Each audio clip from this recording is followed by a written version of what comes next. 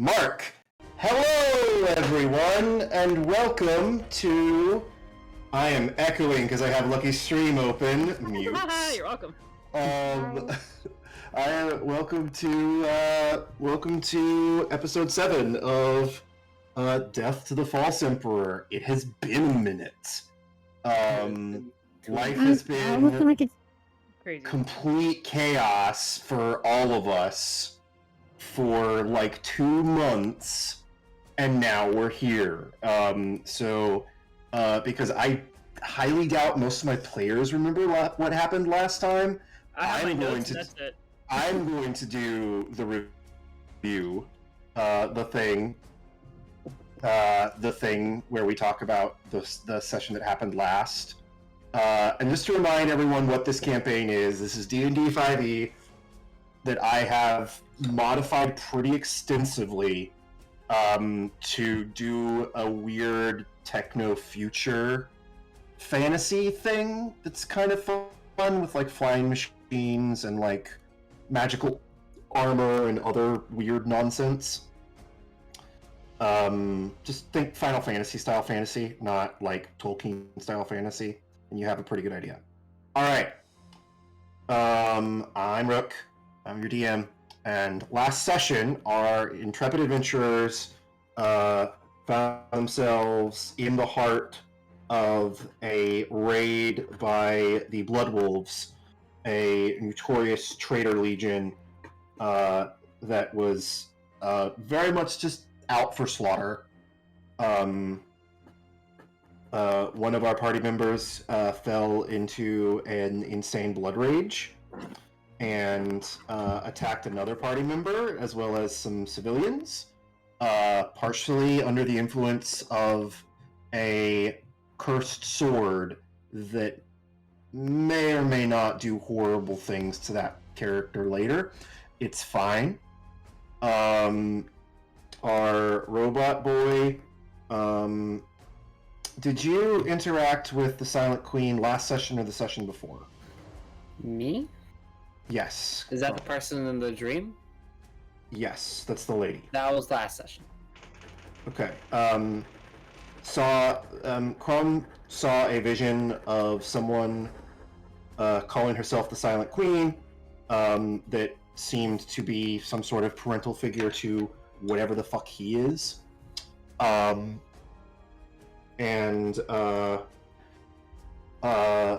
Lucky or Ebony woke up on a pile of bodies, and then was able to like escape somehow with the help of some of her compatriots and save Z from Arlette, who was in the midst of her blood frenzy. Z got her one-time Blessing of the Emperor off and stopped Arlette from killing them. Sorry. And that's pretty much... oh yeah, and then a bunch of World Serpents showed up, and everyone was mad at Nolus because he's not telling them things. And all the other Noluses were like, yep, that sounds like him. And that was basically the session. What was his little special name again? I forgot. They were calling him Three Strikes. There we go. I was trying to remember how I can bully him later. Thank you. There's Pinky, R. Nolus is 3 strikes, there's the Lieutenant, Q, and Sparkle. I wrote all of them down. Isn't Q the bald one?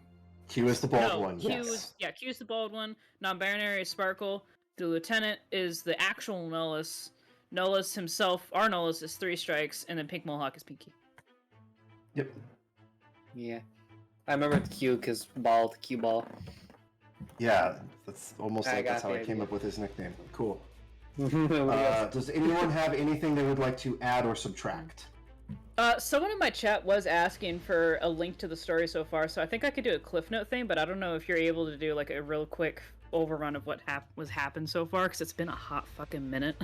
The story so far, yes, I can do that. I can post one on Twitter later on. Yeah, please do that. So, session 1, basically what happened is the party was hired by some rich, dubiously noble asshole to assassinate the Emperor of the Solar Imperium. They found him sitting on like some type of weird throne / life support device, and promptly murdered him, causing some type of like chaos magic storm that killed like 2 million people ish. So that was fun. From there, they were sent to go tie up loose ends at a magical research facility, big air quotes. This magical research facility actually turned out to be a summer home where the Emperor's daughter was staying, that no one knew about. Instead of killing the daughter, they and their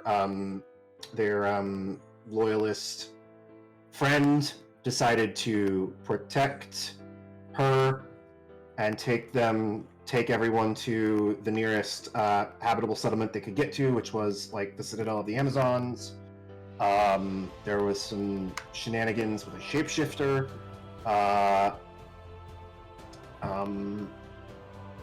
Z, who is an Inquisitor, showed up, and they are on some type of divine commission to protect the Empress. There may also be some other complicating factors there, but it's fun. The Citadel of the Amazons was attacked by the Blood Wolves, which are an insane legion of traitorous warriors in service of the god of blood. And they fought a bunch of werewolves, or blood wolves in this setting. Arlette got turned into Blood Wolf, and they had some weird chaos visions, and you're basically caught up. Thank you. I know that it's been a hot minute. I'll put some cliff notes on Twitter for off of all of my notes. Chrome is a dead robot that got brought to life. Arlette is an altogether way too aggro barbarian that's just trying to prove herself and is actually really short for her race. Z is a blind snake lady. Ebony is a hexblood with the heart of a god in her chest. Excuse me, Z is a blind snake person. And that's pretty much everything. Did I miss anything important about different characters? Nope. No. Not that I can think of. Z, did I miss anything? No. All right, okay. I'm gonna turn Z up because they are very quiet for me. Fixed. All right. Okay, so I think we're gonna pick up relatively soon after where we left off last session, which was you were being escorted out by the World Serpents kill team.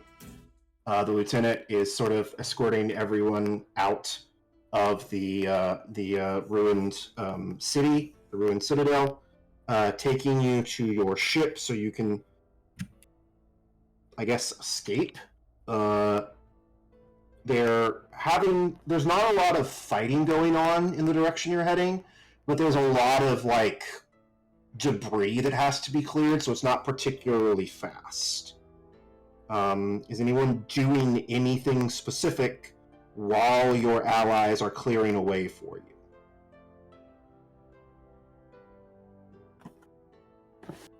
Don't everybody jump at once, okay? Actually, I was gonna ask you a question. Am I still missing my chainmail armor? I feel like that could probably have been recovered for you.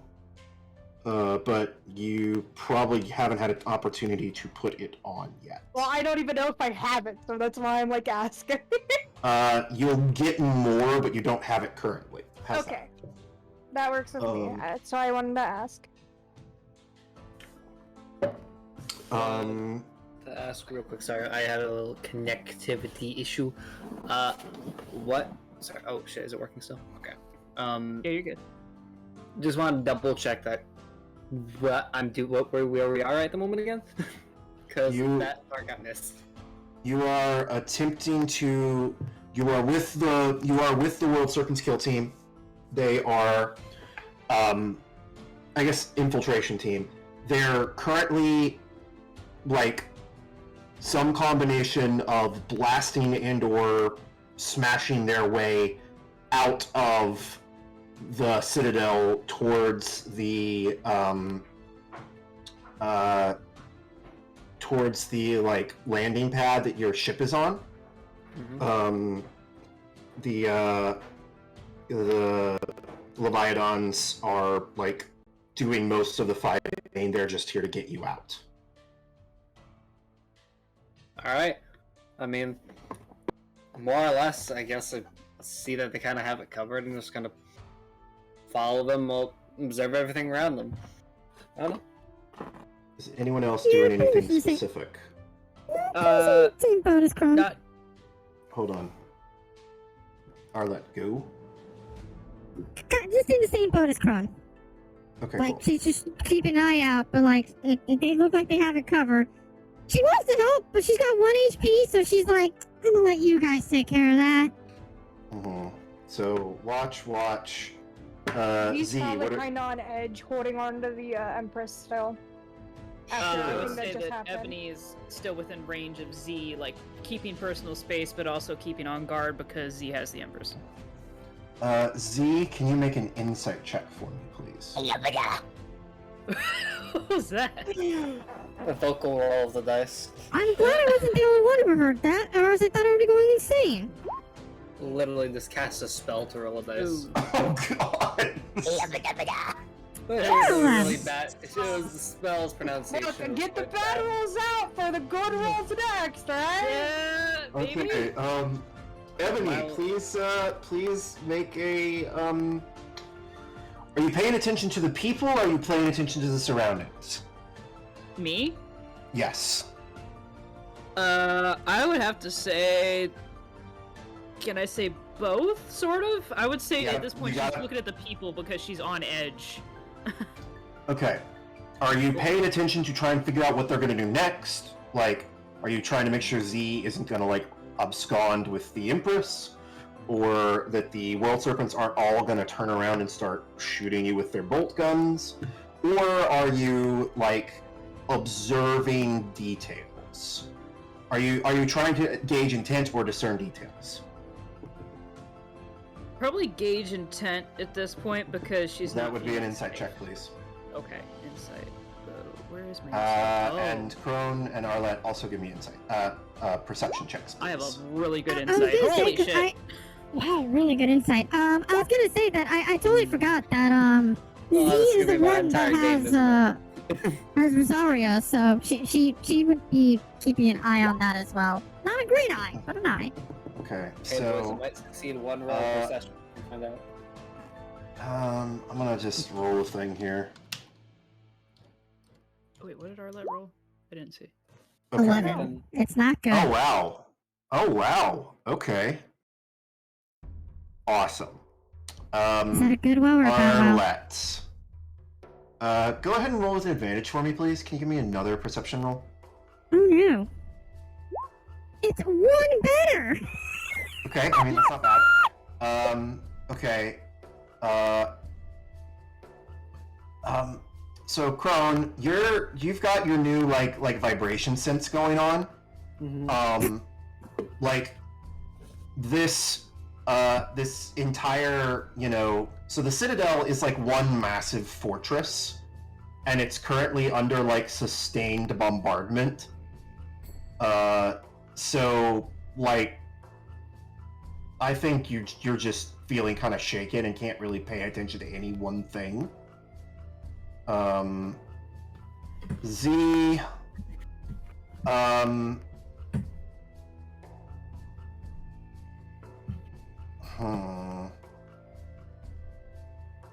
gonna come back to you. I want to talk about what we think this nat 1 means. I don't like punishing super hard for nat 1s on skill checks, but sometimes I find it humorous. So we're gonna talk about that. Arlette, I think you're aware of the the like battle positioning.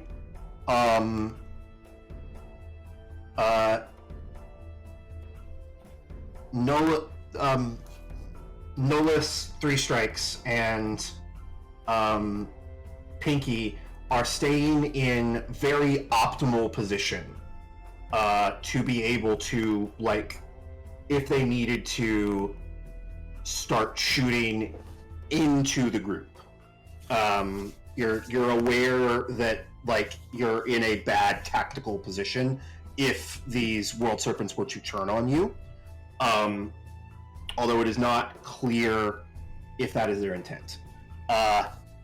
Ebony, that is most certainly not their intent.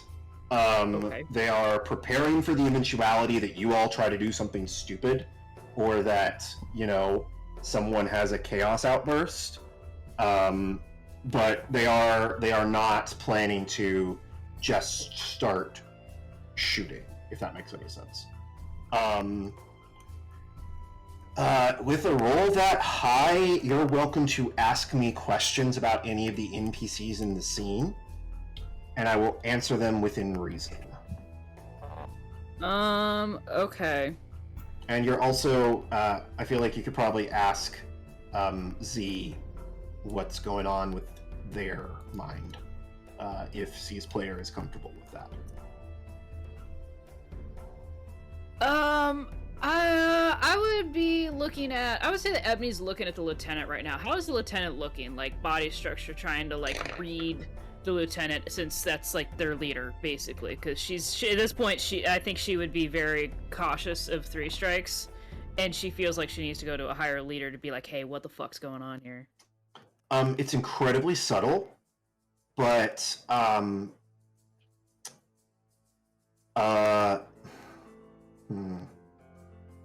trying to think of how she would perceive this versus like what's actually happening. You get the feeling there's more communication happening than you're able to understand. The lieutenant is clearly in charge of giving orders, but there's a lot of non-verbals going on that you can't quite follow. Not because you can't understand, you can't understand the intent behind them, but simply because you don't have the, like, non-verbal vocabulary they're using. It would almost be like, and it's incredibly minute things. Like, they'll like pause for like, fractions of a second and then change what they're doing. It's like all 5-6 of them are communicating completely silently. And with like very little visible movement.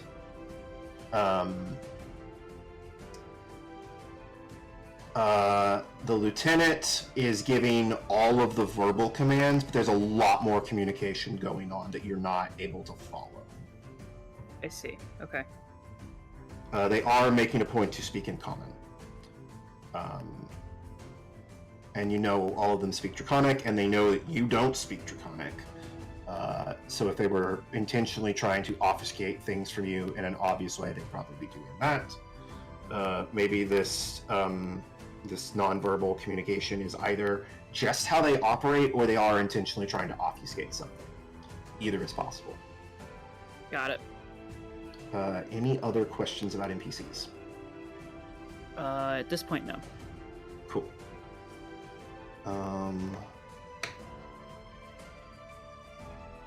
Do you have any questions for Z that Z is willing to answer? I gotta think about that one.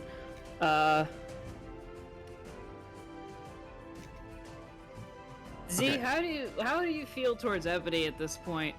About not like let me clarify. That's a very broad question, but I'm bringing down the specifics. Like We're starting with the in romance early. relationship to how she treats the Empress. I would say Z is more like, out of everyone in the group, so far, less likely to want to murder you compared to Arlette current. Hell yeah! What just happened? very It's pretty fair. That is reasonable. That's fair. That's Um, fair.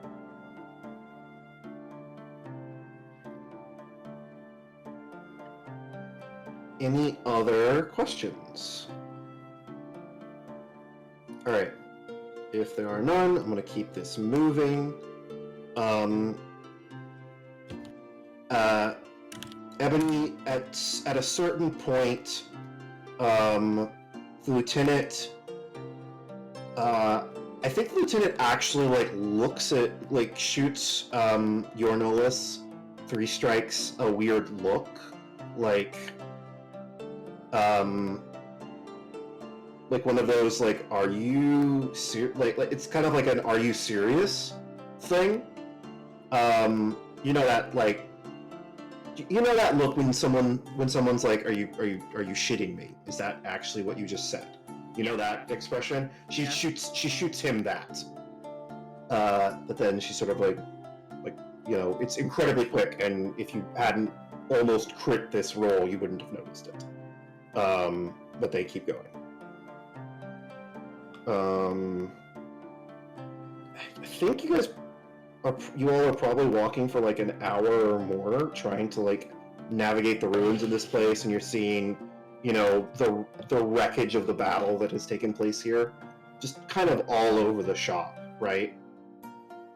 You'll find walls that have been smashed through, and bodies piled up, and you'll find more of those people in the blood wolves, and they're gray and red, black and red, and the leviathans in their blue gray, that are all scattered throughout the area. It's a mess. There was a lot of fighting here, and you're moving through a relatively safe area. After a while, I think you all emerge, probably through a staircase up onto the landing platform, where your ship is sitting. What do you? Well, I should probably tell you what you see. There are a lot of ships here. There's a lot of there's one World Serpent craft, which is about the same size as yours, which is clearly what these people brought. And then there's massive troop landers that the Leviathans have been brought in, and are using this as a beachhead to try and clear the city. What's everybody doing? Kron emerges and just sees all this. He just gets a wide smile looking at all the ships. Does a little hearty chuckle and says, "Marvelous." So many If we've been things. we've So been many walking for things. an hour. I might not lose interest in Rosaria, but she's kind of now gonna try to look at her decrepit, bloody, really weird new blade of hers, being like, "What? I went on a rampage with this, but I really don't know what this is. Can anyone have a clue? It's cool. Don't take it from me." Okay,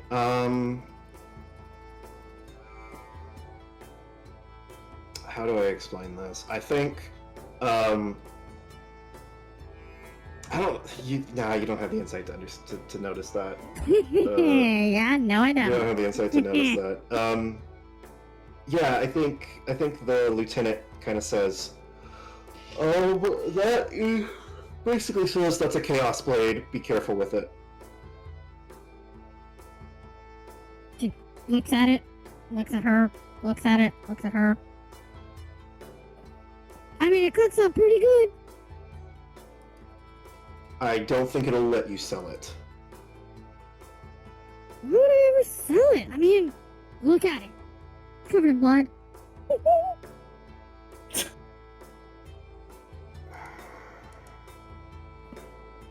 Ebony totally picks up on the fact that, like,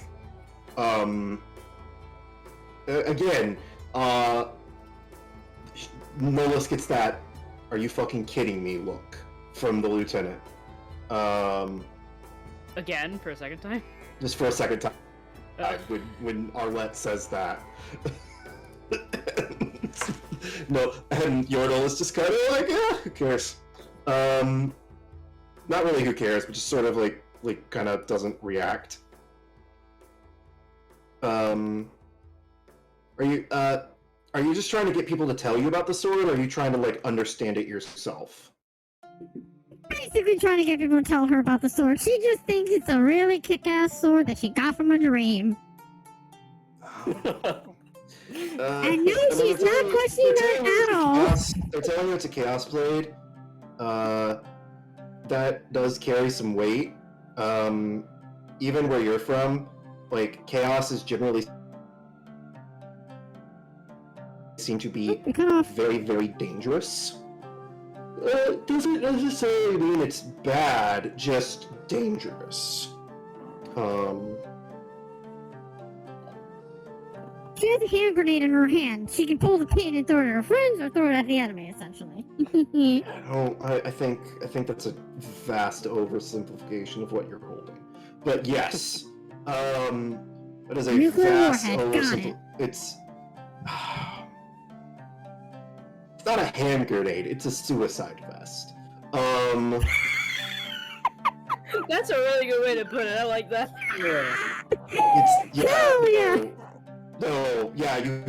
You hit speed dial 1 on your cell phone, and you and everyone around you is in a lot of trouble. She has a giant red button. It's like, okay, I She's got a 30 giant red seconds. button on the center of her Run chest. at you. No, you're not. It's not a hand grenade. It's not a very large gun. It is a weapon that, if you are not careful with it, will absolutely destroy you. Hell yeah. You will be incredibly powerful. Herein lies the problem. That's the problem. Yeah, it's like, what are you willing to lose? I'm gonna reference a not particularly great movie, but imagine a flamethrower made of paper mache. Can understand why that would be problematic, right? Yeah. I'm going to say when No, he that sounds fucking awesome. Blade, he just completely shrugs the notion, almost disturbingly, like it doesn't bother him in whatsoever. Oddly. Yeah, fucking I'm made of chaos magic. But yeah, he literally just, it's like, in my mind, it's like shrugging off something like that is like just as disturbing as, like, I don't know, shrugging off a stabbing or something, I don't know.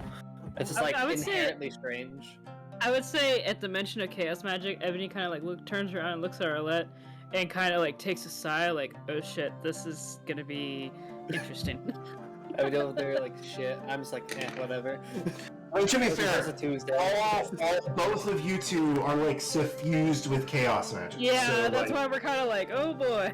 not really. Like, the only one that's not been corrupted by chaos is Z, and they're an inquisitor, so they're sort of like immune to it, which is fine. 3 diseased, 1 immune, perfect party. Perfect party. So, I think the lieutenant just sort of like leads you all to the, like, on the gangplank of your ship, and it's like, where will you be heading? Bed. You know, that's a really good question. Where the hell are we actually going?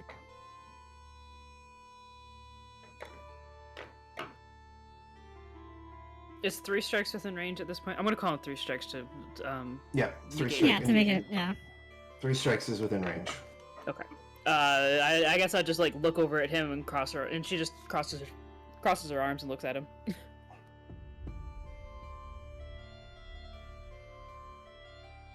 Arlight kind of She sees looks- that and mimics it. He looks back at you two and says, "Are you?" He says something to the effect of, "I'm assuming you want me to just tell you, correct?" Cronin looks over and says, "Of course, you've told us everything else so far. Knower of all." Well, actually, he hasn't told us a goddamn thing so far, which is why I was hoping you'd change this time. I have told you way more than I was supposed to, but we're moving on. We have some options. We have some options. We're not really,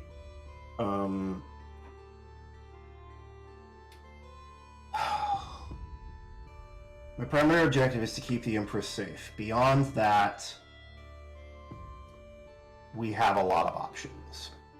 I was hoping to get to the Boneyard because it is a safe place watched over by the priests of the Machine God, but it is pretty far away. So we will have to make a stop in between. That sounds perfectly fine with me. Gives me plenty of time to rest. But That where's doesn't the sound like stop a lot in of between? options to me. Huh? Go ahead, Sapphire. That doesn't sound like a lot of options to me. That sounds like one option. Well, that is the one I recommend because it is consecrated ground. It's almost completely safe. The priests do not allow violence done there.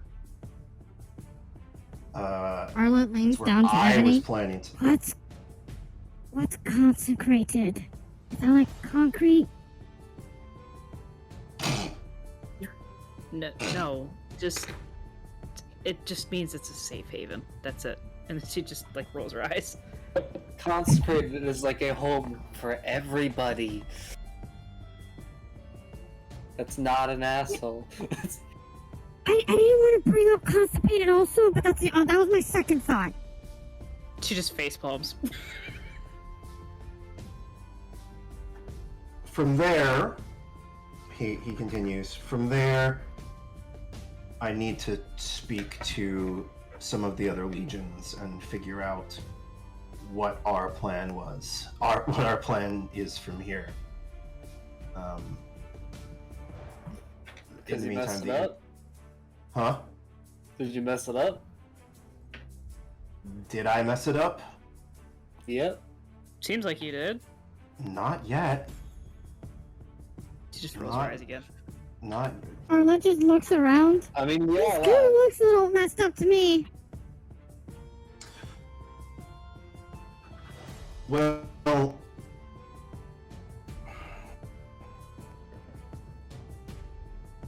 he sort of like taps his fingers on the side of his gun, thinking.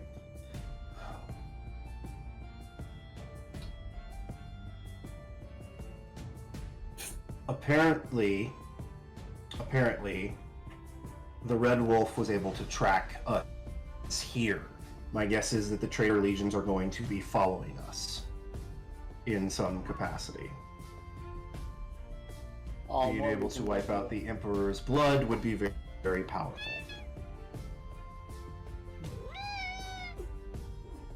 So how exactly can we go to a safe ground, holy ground of the Machine God per se, to escape these people when they're just going to follow us and potentially do this to another religious sanctuary? How exactly is this a good idea? It's better to fall to a fortified position than to no position. Well, yes, but Because I don't think we exactly want to Because bring the this mach- violence to a because- religious safeguard. because the priests have their machines. See, the big man knows all. Attacking. Do you know what the Boneyard is? She just shakes her head no. It is a graveyard of ancient war machines. Cronin gets a Oh. huge smile. You had me at graveyard. that's a terrifying thing for me to have had you at. He had me at machine. I knew I'd have you at machines. You know me so well. That was kind of late, though. Say that again? That was kind of late, though. The graveyard was really early. Feels kind of late. Graveyard was really early. Fair. Machines came like 3 words after a graveyard. She's being dumb. Yeah. Yeah.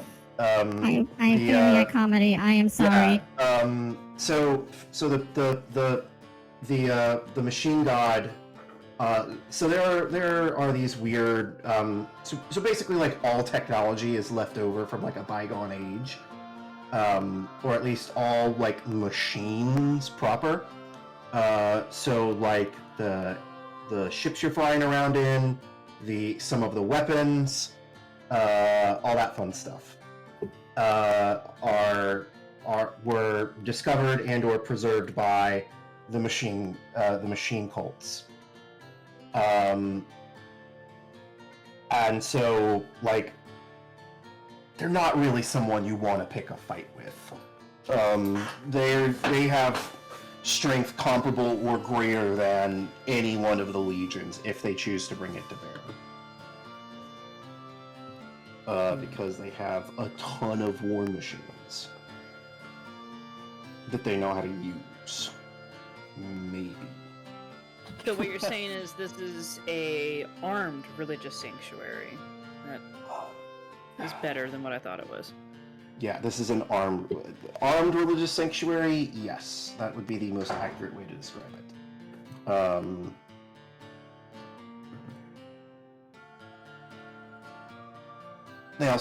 Yes, Devour is right. They also do make guns, which you do use. Me and my boomstick. He says, if that is not satisfactory, we could always go see my father. I don't need to know anything more about your bloodline. I'd just like to get to a safe place for 5 minutes. I think we all need the break. We can have our family reunion afterwards. Yeah, I kind of lost feeling in my right arm about 2 hours ago, but I've been afraid to talk about that. Could really use a nap.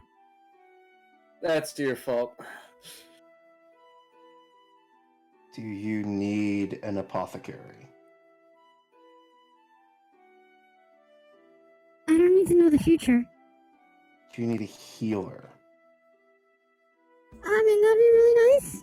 But you know, I can sleep this off. And she starts stretching and instantly like, no stretches. Get the dumbass some help, please. So I think Sparkles kind of comes over and has like a gauntlet of some kind, and like a giant ass needle like comes out hidden blade style, and they just kind of like jab you in the arm with it. And you regain 2d4 hit points. You want to roll me? You roll. She rolls a 2. Just waiting for it. Ooh, 7. Not bad. And so, yeah, Lieutenant says, we'll go ahead and load supplies into your ship. You should have more than enough to make it to an intermediate stop and then get onto the boneyard. I do not recommend going directly there. And she kind of looks at Three Strikes, and Three Strikes is like... Three Strikes just sort of like shrugs, like, yeah, I know that. I'm not an idiot. But there's a lot of unspoken communication going on. You've got a minute while the ship is being loaded. What is everyone doing? I would say Ebony's still trying to keep a close eye on the Empress and Z. Is it a If she literal still has minute or cameras. like a figurative minute? It's a figurative minute. You have more than 60 seconds. Okay. Shit. One sec. I guess I'm just Or gonna let's sit get, down and close my eyes for a few seconds as I just wait. Krona's tired. He wants to lay down. He wants to go home. He's just ready. He just wants to rest. Sitting there closing his eyes. Sheila, did I hear you say something? No. Okay. What is No, what is that was Z me. And do? Z is also going to need an apothecary, though. Yes, we can do that in just a second. Sapphire, what are you doing? Arlette kind of like walks over to Rosaria and like has to literally get on her knees just to like remotely get on her level. And it's just, how are you doing? You know, things have been crazy. Do you know this girl? As she's doing She this, points he's up like to Z. pushing her behind her. Like in a protective stance after everything that's happened, still on edge and on guard. Arlette just like covers Glaring Coco daggers. covers her mouth and just like points up to Z and just goes like, "Do you know them? Are they okay?" As if that was ever gonna not be heard by Z. Rosaria says, they were one of my dad's friends. Oh! She looks Which up at is Z. not a good way to describe your relationship with the Emperor, but it's probably the one that makes the most sense Yeah. for them. Child. But Arlette looks up at Z at that point and kind of goes like, "Oh, ha, ha, sorry," and just starts walking away. Z's just standing there, still glaring daggers, being protective of the Empress. I think it was the Empress kind of looks up at you and says, "They're nice. Sometimes." They weren't nice to me. And like she like kind of like just like does like the weird like head pat rub of the hair thing. Yeah, just shut up, small child. Like you know, it doesn't matter right now. Krona just like Let's shivers make our out way like over his to little. Ebony. Oh. Yeah, Arlette's gonna make your way over to Ebony, and she like once again leans down to whisper and goes like, "She was a friend of the Emperor that you killed. You might want to work out some kinks before we become friends with her, because Rosario really likes her." I believe we can work that out later. And she just kind of like dismisses Arlette. She's kind of annoyed and also tired, but she's annoyed at the fact that the Empress is not under her watch anymore. Nolus comes over to Z and says, Lord Inquisitor, Yes. are you in need of medical attention? Yes, please. He like motions, and the apothecary Sparkle comes over, and again, hidden blade, needle, stab, get 2d4 hit points back.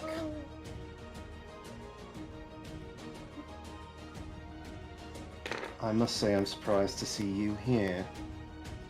It's certainly welcome, but again, surprising. Yeah.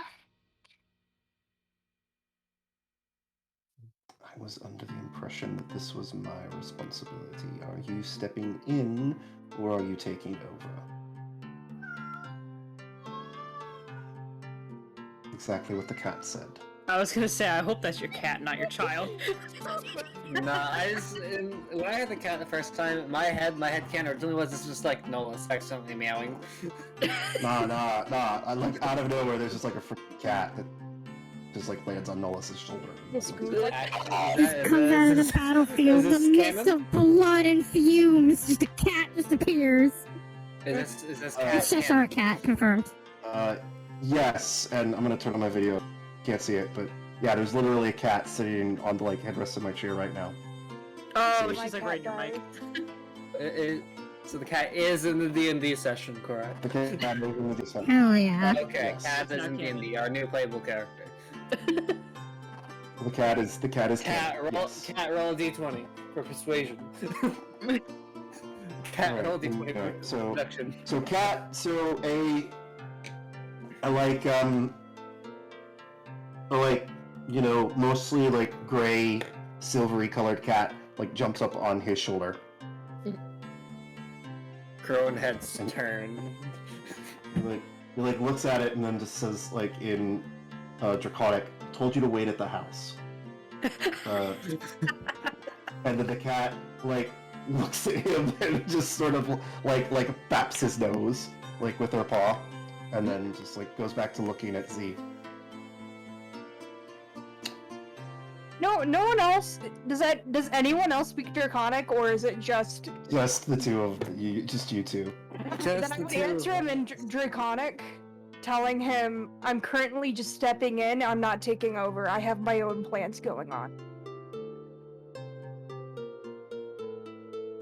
Again, assume this whole conversation is in Draconic. Yes. He says, your plans wouldn't happen to include fulfilling a certain prophecy of the Emperor's, would they? He just gives him a shrug and a smile. We'll figure that out later on. It would be ideal if that was not to happen, for a variety of reasons. You gotta remember how close I was to the Emperor. And what they did to him. I am aware of that. I'm aware of both of those things. I'm also aware that the Emperor told us to let it happen. And there may or may not be more behind the scenes, for all you know. Fucking Inquisitors. This is why no one likes you. Not you specifically, you're lovely. Just Inquisitors in general. I'm an Inquisitor. You think I wouldn't know that? You know, not all of you are self-aware. At least I'm aware that my legion is nuts. But it works.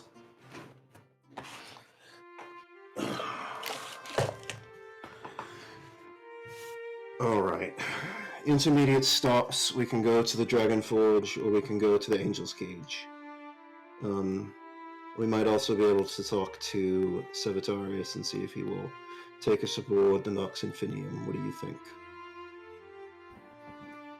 What are any of these places to someone that's an outsider that has been out of this area for, say, 400 years? I mean, you have no idea because they're all being spoken in Draconic, and he's talking directly to Z. Oh, I thought he was talking. Okay, I didn't know you guys were still Draconic. Never mind. I thought you were talking to the party at that point. Never mind. No. We're not important enough, Disregard. Ebony. We have to sit the fuck down like children. No. So wait, what did he ask? Sorry. He asked what you thought about the three locations.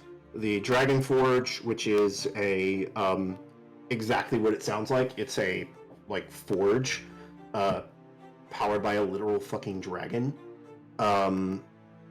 The Angel's Cage is a, like, it's like the site of a battle that one of the other legions fought. That's sort of been turned into a monument slash rest stop.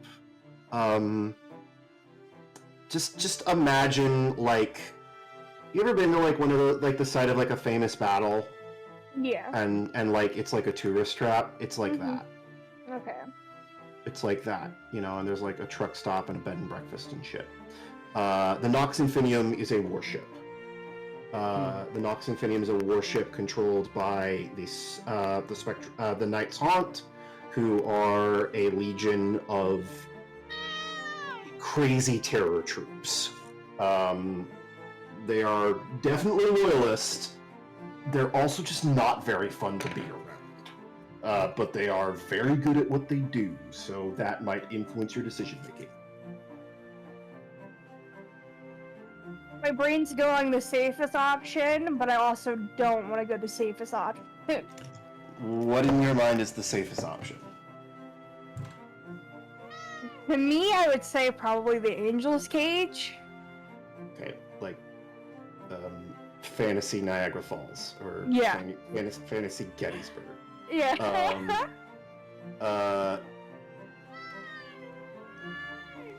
He just sort of says, "Should we present that option to the?" Ow, cat! I was gonna say your cat does not sound very Bitch. happy.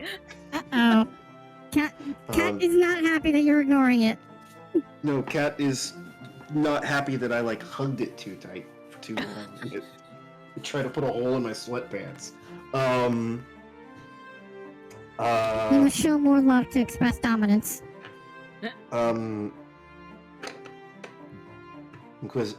So like I think Noah sees you hesitating for a bit and just says, "Should we talk to the others, given that we're not taking over per se, and this is sort of a group effort?" I think that's the best bet.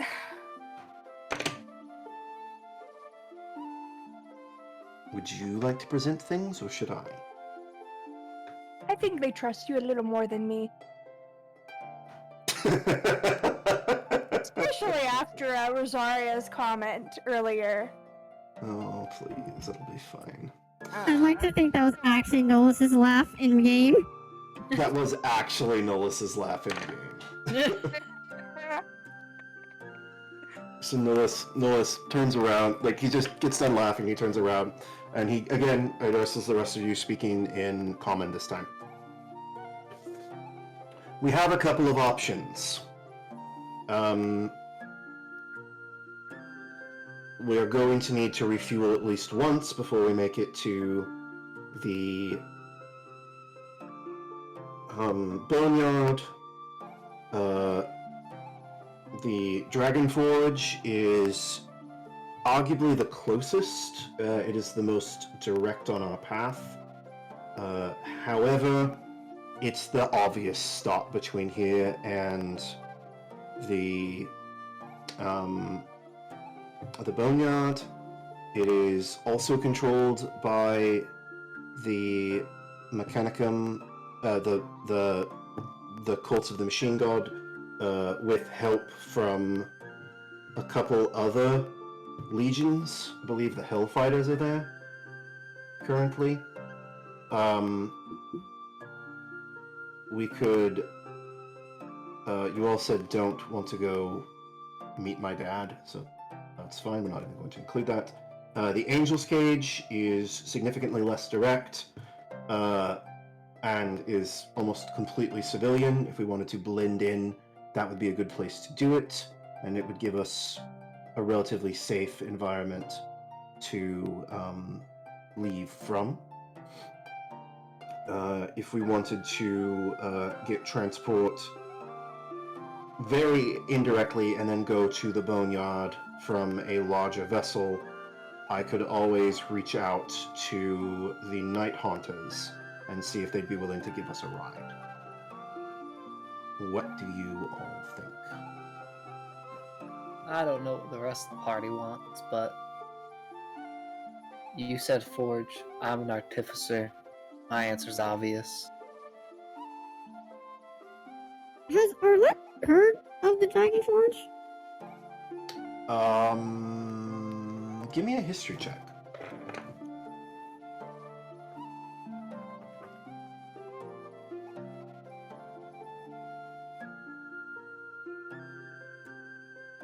Sounds about right! No, she hasn't!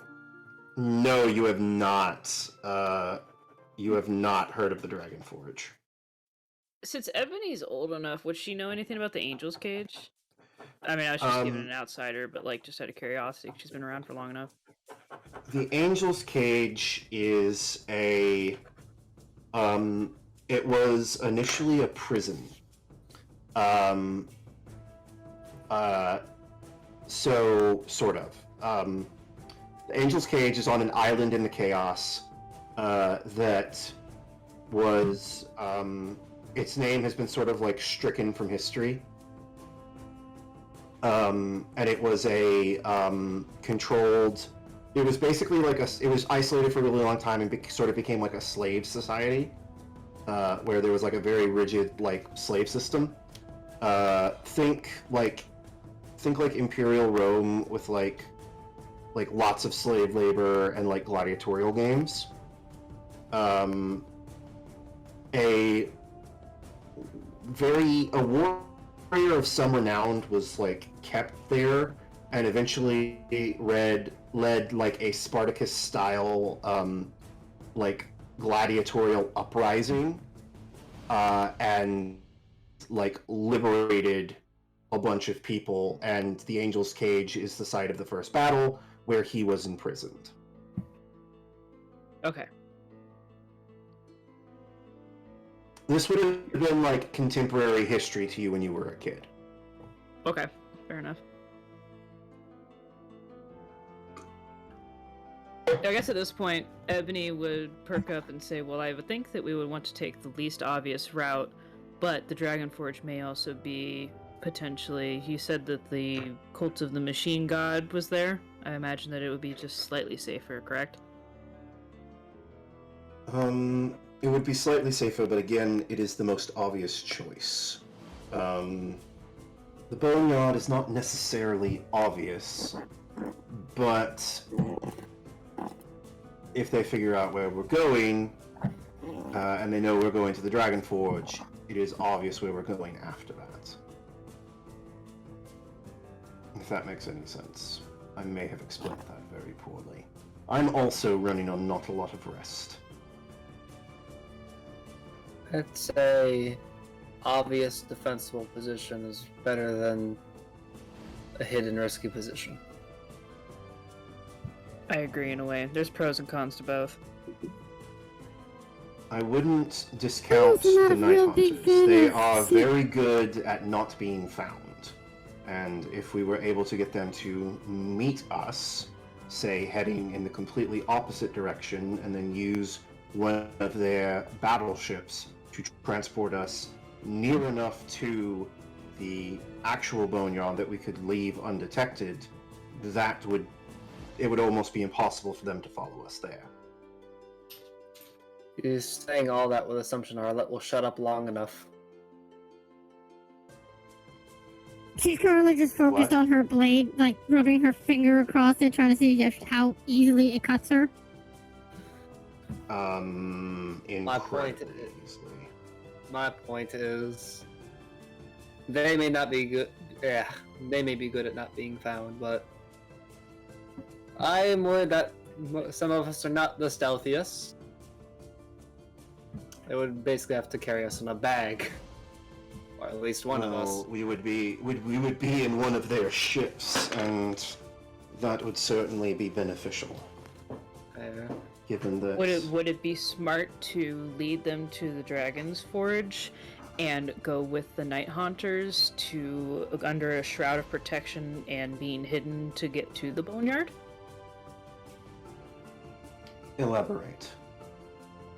Meaning we go to the Dragon Forge, and if, say, they do find out that we go there, but then they try to track us and find out that we weren't actually going there, and instead they may think we're still at the Dragon Forge, but in reality we're with the Night Haunters heading to the Boneyard. It would throw them off. That would also definitely get the Dragon Forge attacked. And while it can defend itself, that seems like an unnecessary risk. I see. Don't want to insult your nose there, but you had to stop here, and she just walks around. I had to stop here because we only had enough fuel to get here. We have options this time. I say the Forge. Defensible position, and from my own personal greed, I can tinker.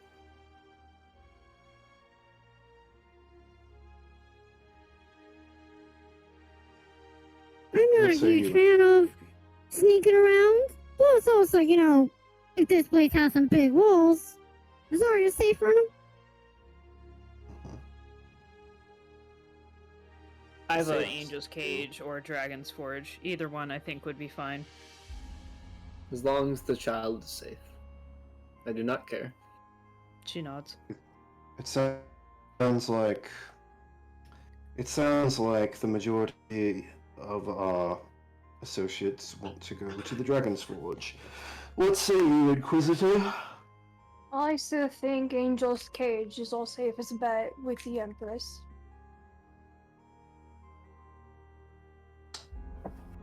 The vote is split. I tend to agree. Crow gives a little sad sigh, but just nods. Erla just hard stares at Ebony. Doesn't say a word. Just keeps on staring at her like, you're the linchpin here.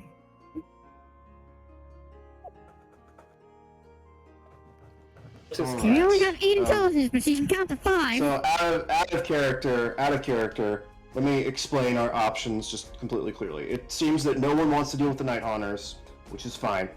I like them. They'll show up later. Promise you that. Dragon's Forge.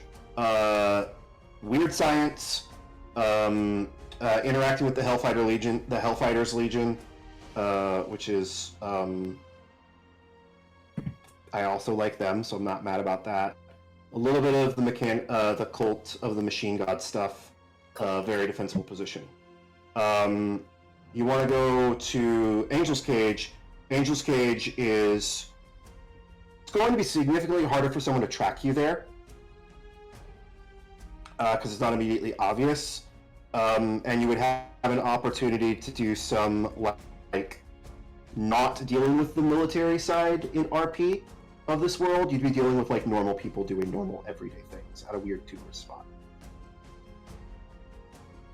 What RP is more interesting to you? Touristy area. Huh? A weird slavey touristy area. Weird. It would be like going to see the Colosseum, basically. I would have to If say, at Spartacus this had point, won. Ebony would nod towards 3 strikes and say, I agree with Angel's Cage if the Empress will be safe. Okay. You literally see Ebony count What on her was- hands on separate fingers, being like, oh, I guess we lose, Crown. It is what it Alright. is. Party's choice, not mine. Sorry, Crown. It is Alright. what it is. Promise you, I will show you how to use the ship's fabricator. It'll be fun. I was hoping to Let's- scavenge some scrap machinery, but I can do Oh, it. believe me, there is no scrap machinery at the Dragon's Forge. They are... Everything that gets made there is immediately shipped out to a war front. My bad. My brain had skipped ahead. I was thinking of the graveyard or the boneyard. It's all right.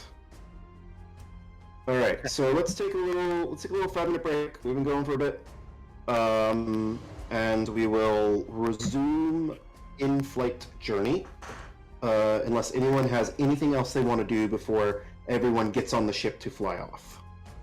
Does Ebony want to go talk to the lieutenant? This is her opportunity. I would say not yet. I think she would be too tired, too shocked by what happened, I guess. Okay. All right. 5-minute break. Get a drink. Get some food. Go party. Whatever you got to do. We'll be back. Enjoy the ads. Well, I'm not gonna roll any notifications. Same here. I'm not gonna roll I that. just put it to the clips. And time to just, I don't know, I guess I'm just gonna pause. Where's my pause screen? There we go. You do. We'll be right back. Swap. Hi, everybody. Welcome back. It's your boy. It's all right. So I'll deal with this later. Okay. All right. Welcome to part 2.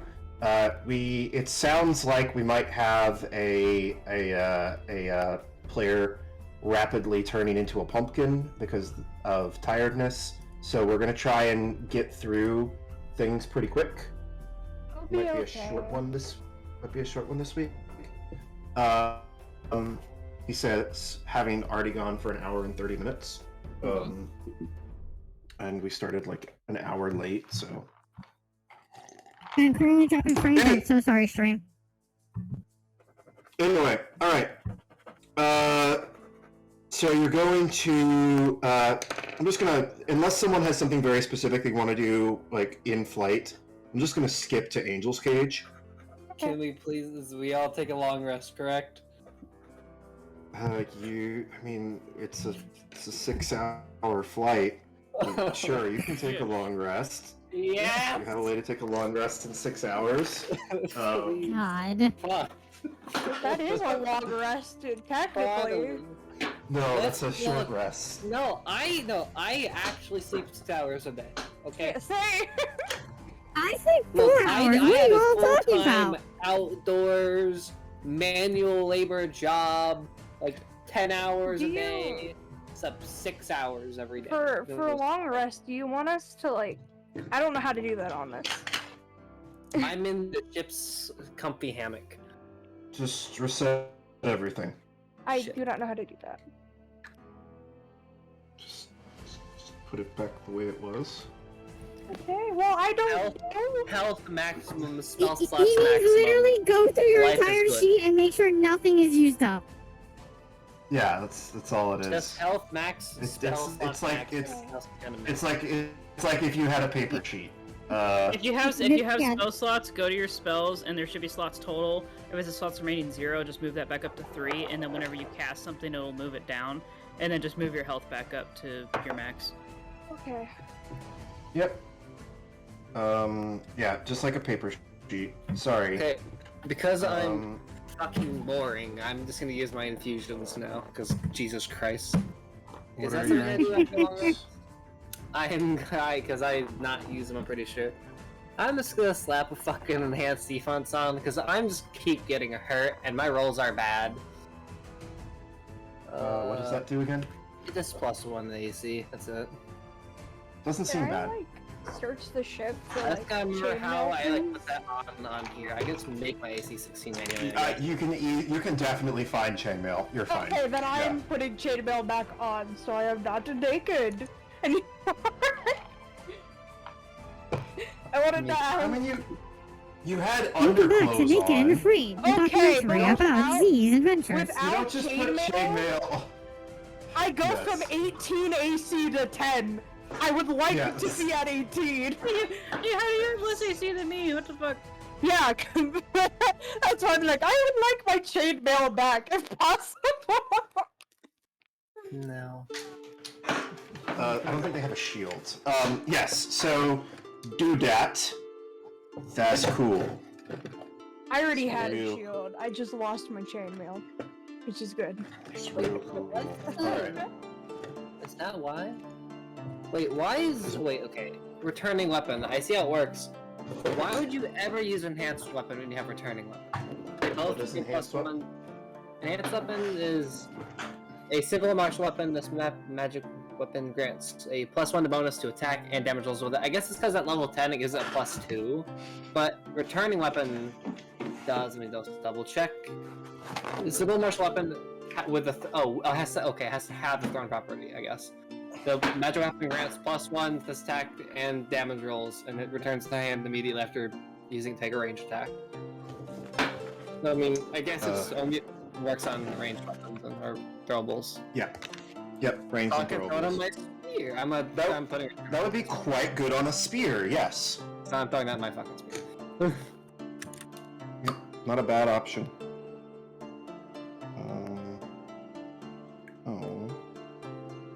I'm already halfway to flavor it. I'm running low on paint. Alright.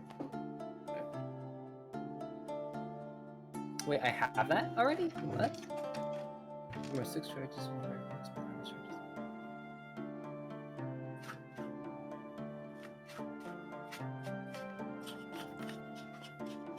Alright, anybody doing anything else? I didn't know I had that. How the fuck did I get that?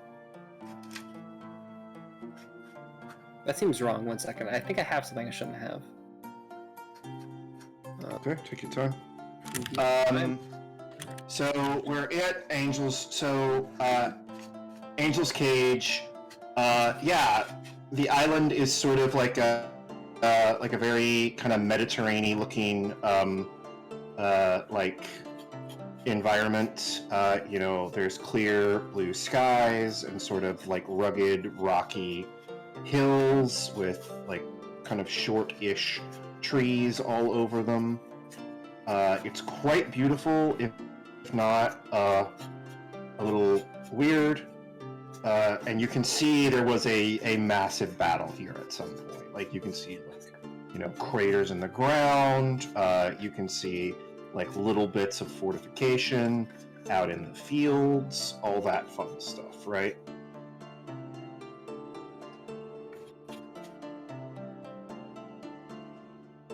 Angel's Cage.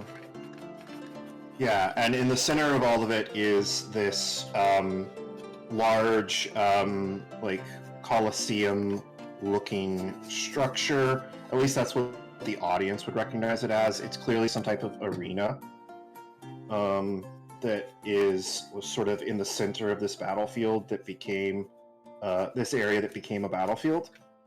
And yeah, you can see there are just like a lot of people walking along paths through here and like stopping to look at plaques, and very touristy.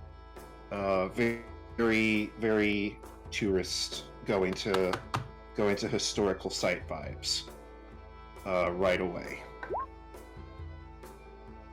Who rolled what? Who left the confetti on? What to under? All right. So Nolis is kind of standing on like Nolis has been flying because you all have been taking a long rest.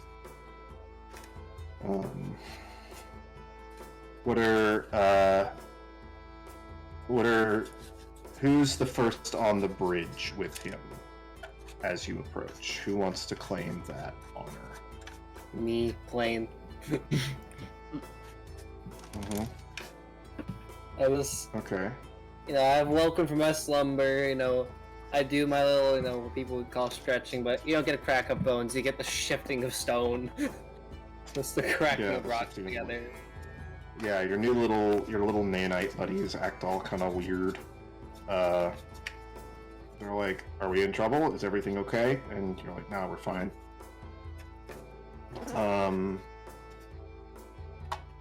But anywho's, yeah, you get up onto the bridge. Nolis is there, like clearly working on stuff. And you see this, and he kind of looks at you and says, "All right, so there's the spaceport. It's going to take them a little while to refuel the ship. We're gonna have some free time." How long? What is, huh? How long? An hour, maybe 2. Hmm. You're welcome to stay on the ship. I probably will, but if not, you are welcome to explore. Just don't be late or, do anything that's going to get us noticed by either your previous employers or the forces of chaos or, anyone that might also want to take the Empress captive, all that fun stuff. So you're saying our old employers may be here? I doubt they'd come here because this would be a weird spot for them to look.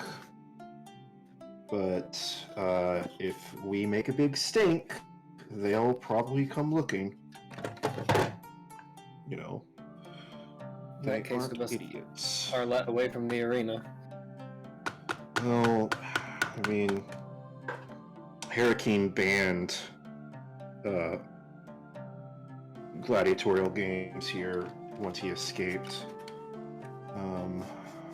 Although, yeah, probably still a good idea to keep her away from that. I don't know what they'll do. Yeah, you just saw her, there was she was dead set on looking there, and then as soon as you say that the gladiator games are just straight up canceled, you just saw just a little child just found out the candy shop's closed.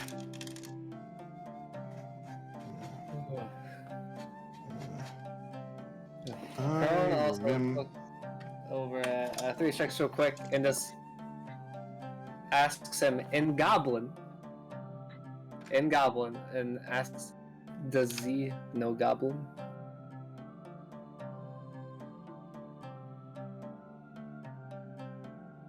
I'd have to check. You want a quick answer technically now? I mean, that was Melissa's way of not answering. But yes. He says, "Why do you ask? Nervous around the Inquisitor?" So I can speak to you privately. My question is, can I trust her? My vow is still in place. That child will be safe. I wish to know that you can assure me Z is trustworthy to a degree. That is trust is an incredibly complicated concept in an Inquisitor's line of work. Are you asking if they will bring harm to the Empress? Absolutely not. Are you asking if they will bring harm to you, or me, or Ebony, or anyone else? Hard to say. Fair enough. My vow is absolute, which is why I ask. Is despite these people, you, everyone here, to protect the child, I would do anything. That is a vow. I would kill myself and everyone on this ship to protect that child. I understand. I am obligated to do the same. Although, you are no good to us dead. True. And so picking a fight with an Inquisitor may not be wise. That is not my goal. I just simply wish to see how much I can trust her with the child. Them. Sorry. It's okay, I've done it a couple times too. We can I'm do just better. correcting everyone. So does it I sound like know. a big asshole? I'm just like, I I'm just gonna do it at this I point. think what trips people up too is that Z sounds a lot like she. So Yeah. My brain is like, I'm dumb. I call my sister the name of my fucking dog. I have problems, okay? Dude, I called my child the name of my cat. It's fine. Yeah. Names are hard. It's not that we're trying to like deny this character's self. It's just that we're idiots. And also- we're See, there hasn't been a reason for Z to like give their full names, so I can understand why like Z is also not helping with the pronoun thing. Or the tits. I'm just kidding. Snake titties. That's just a Titties does not mean gender. You can It be a doesn't. 300-pound man with titties. You can. Guys, I know facts. people who have that. I know men that have a Titties do larger not bra mean size than I do. gender. I never said that. But Z doesn't look 500 pounds unless they're made out of fucking lead. For all you know, my tits could be fucking snakes. What shit? Okay, Imagine though, imagine some They're not- fucking bard tries buttering up Z, takes him in the bedroom, gets fucking killed by like what was that, Ross? Just- 700 snakes. just Like, fucking fucking- pile of like just a pile of He adders. just goes a motorboat. spill out You know, onto you the know, table. you know what's really funny? I didn't do this on purpose with my character sheet, but I have, what is it? Fuck. I have fucking, cast animal friendship, but I can only do it with snakes. And I didn't do that on purpose. It's funny to me because I'm just, like, in my head I'm just imagining someone going for a motorboat and getting bit and like their entire face is covered in snakes, like they feel like scales and cold blooded, like, Look, the oh, general fuck. question people are probably going to ask is, does the carpet match the drapes? Oh god. God. No, we're not. No, okay, all right, we're stopping there. No, we're not. We're not going into the movie part of this. Bees start shave, like a beard starts growing. You appreciate all Wallflower snakes is technically on a wallflowering. Gorgon. They would regrow. Imagine Dwarf's like, yeah, I have to get a haircut real quick, and they just come out of the barber shop with just dripping blood. Definitely Got read a my comic hair about that recently. Anyway, I saw that. That's why. Yep. God, before we descend into this madness further, God, Haircut. Dude, the fuck. Feel bad if the barber has to do that. for the lies that I tell. All right. The wallflower has stayed out of So- this. All right. So, yeah, no, that's sort of the conversation that happens. Ebony, where are you on ship? Please and thank you. I would say she's still trying to keep an eye on the Empress. I don't know where the Empress would be at. I would just say that First would be with she- Z. She is like hella sleeping. She is like out cold, just I like would napping say- super hard on ship. Yeah, I would say Z's probably like next to the Empress, reading a book or something while she's asleep. Just like Well, use your time, you know? This is my person I will protect. Okay. You two have a moment alone where the child is asleep. What do you do?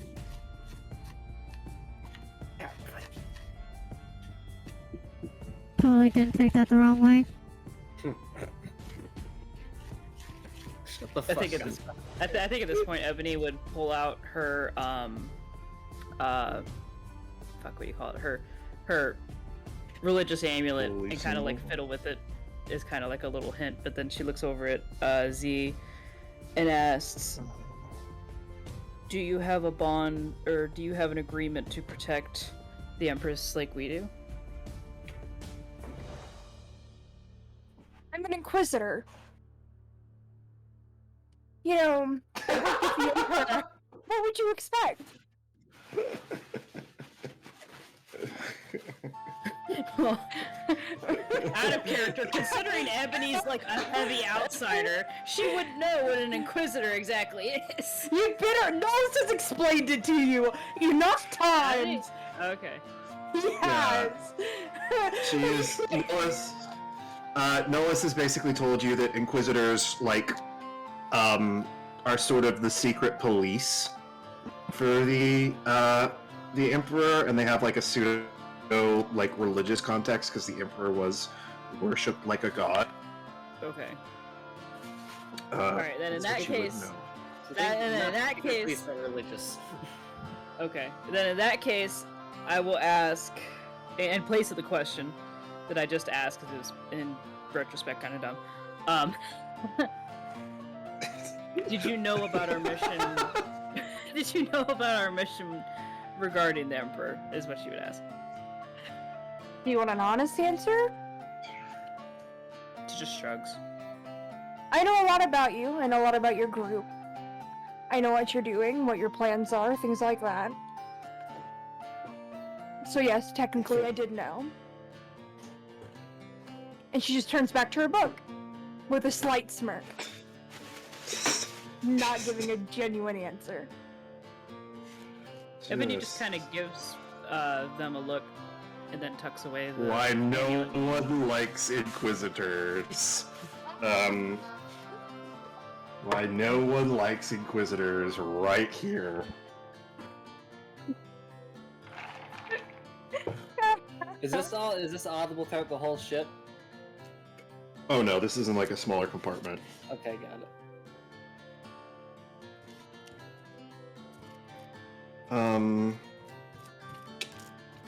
Ebony, can you roll perception for me, please? Okay, 2 seconds. Where's perception? Oh, there we go. Roll perception. I'm Perception. allowed to have rolls Okay. higher than 10. This is bullshit. Okay. Ebony. You're being watched. Mhm. You can sort of looking a little bit like he's not really there, but like you know how sometimes you'll turn your head and you think you see something, but when you look at it directly it's not there? Yeah. That's happening to you. Oh, okay. And it is the strange man. It is a well-dressed, human-looking man in a black suit.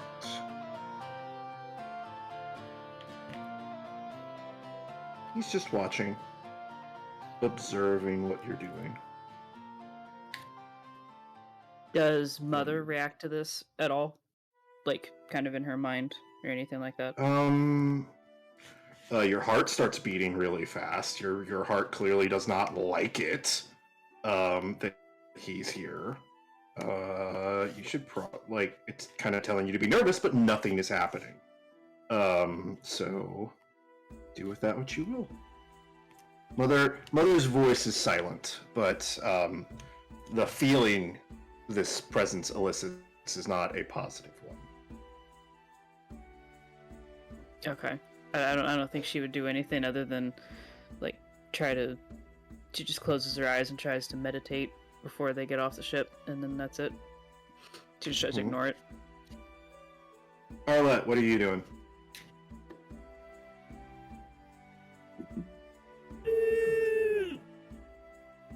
She's got time. As much as she wants to overwatch Rosaria, it's kind of like Ebony and Z are in that room. She's like, those two have a lot of things to work out. She killed the Emperor. She's dedicated to the Emperor. She's going to kind of just... No, sorry. Wait, did I see who she? Yeah. I was meaning towards Arlette. I'm just correcting everyone. No, it's okay. We get it. I'm so confused if I did or did not. I'm trying to see Arlette. Okay, regardless, I probably fucked up. Train of thought, gone, derailed, smashed. What was I thinking? Please continue. What is Arlette doing? Oh, yeah, since, we have some time, she's, yeah, those two are in the room together, they probably have a lot of shit to hash out. She's going to just kind of walk into town, see what's happening. Yeah, the ship has landed. You are able to go into town. If you've ever been to like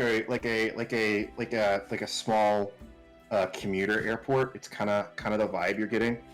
A lot of people are coming into the area. That's sort of what the port does here, is like service this tourist attraction sort of. It's just really busy. The town itself is quite small, and everything is oriented around catering for stuff. Everywhere you see this, you keep seeing this symbol, but it doesn't look quite right. It's like someone's trying to be evocative of a specific thing without outright copying it. It's like a bird of some kind. Huh? Would she know what's being attempted here? If you like search your memories, you recognize the winged symbol of the legion that your father was a part of. Your father's army.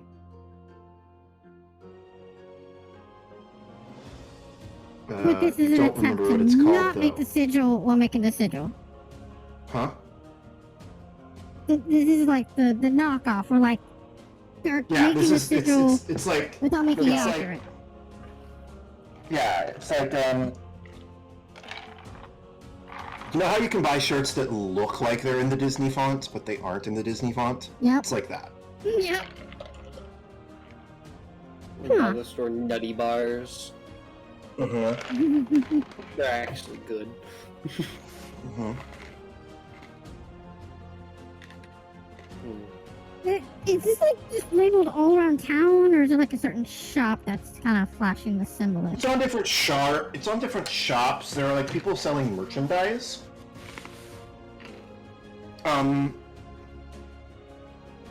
The further you go into town, the more common it becomes on some of the buildings.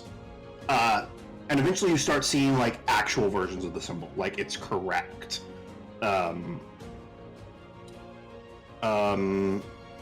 And when you get to, I don't know how deep into the town you go. Do you like stop to talk to somebody, or do you just keep walking? If it looks like these symbols get more and more accurate as they go, she wants to try and find if there's a hub, essentially. Like, is this the headquarters building kind of idea for this sigil? So in the center of the, you sort of follow, and in the center of the center of the town is the like ruins of the arena that has been torn apart by war.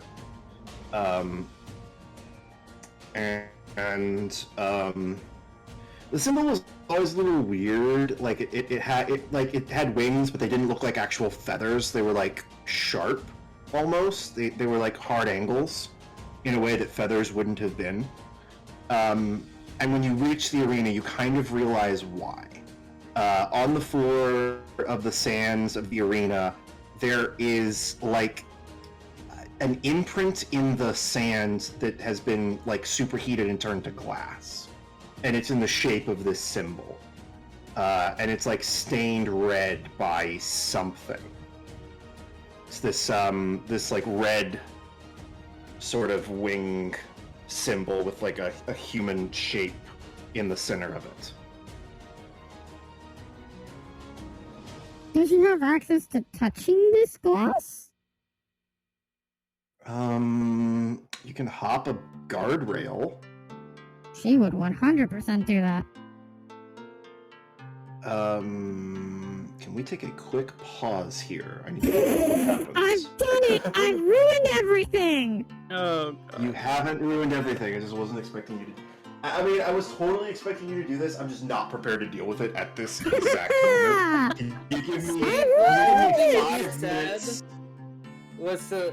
We need to keep her away from the arena. She instantly hops the guardrail into the arena. Yeah. Can you give me like 2 minutes? And I'll be right back. Yeah, I love that that's really what happened. It's like, I'm gonna go see what's in town. In retrospect, we probably should have went with Arlette. I don't think anyone went with her.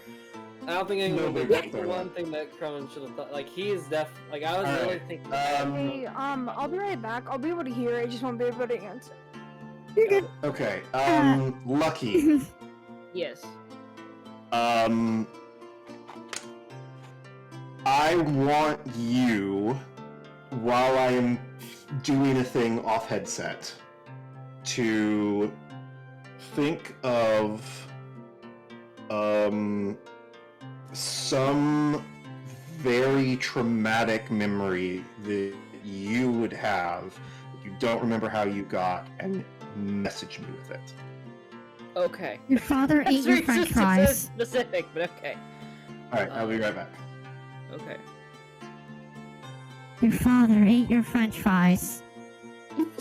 What a bitch. I haven't seen much of Adventure Time, I at least know get the that. reference. I get Thank the you. reference. Thank you.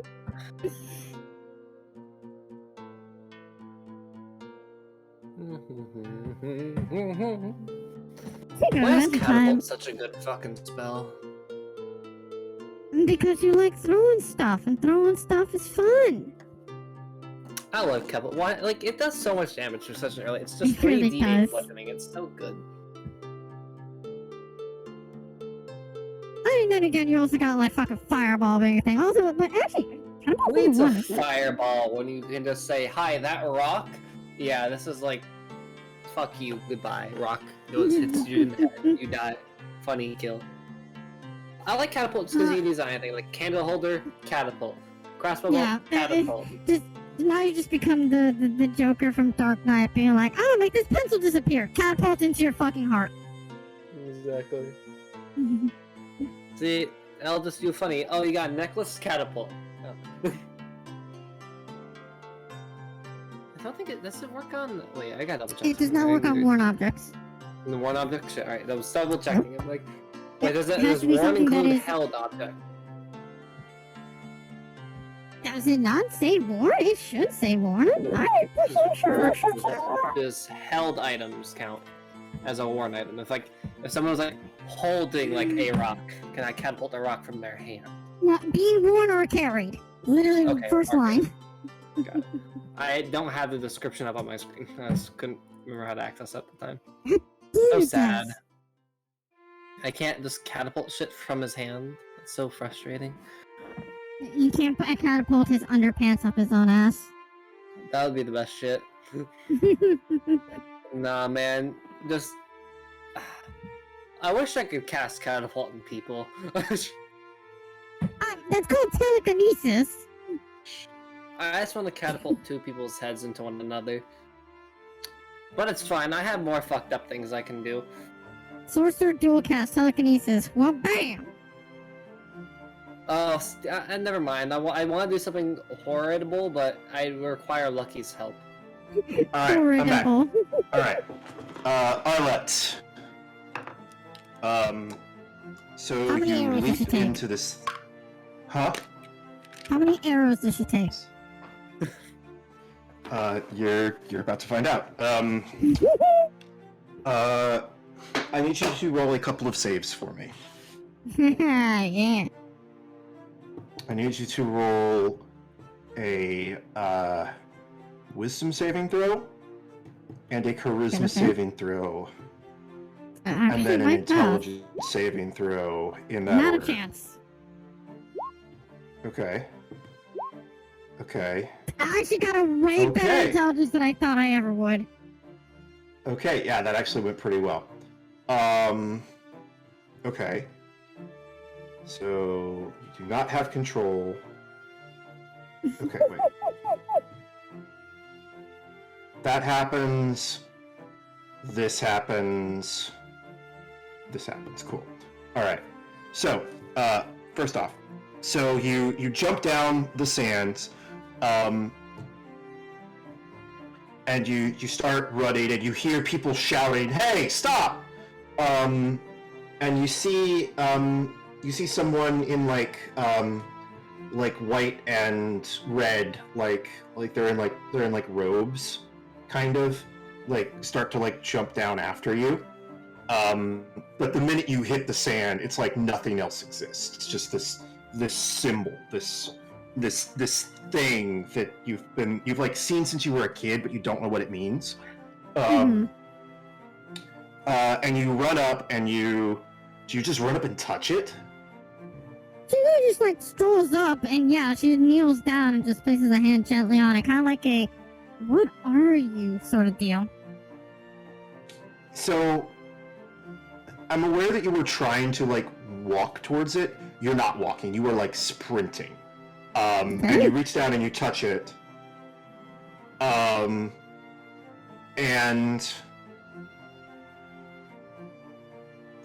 I think it's like something in you recoils. Like there's something in like the back of your mind that is just like, no, we don't want to touch this.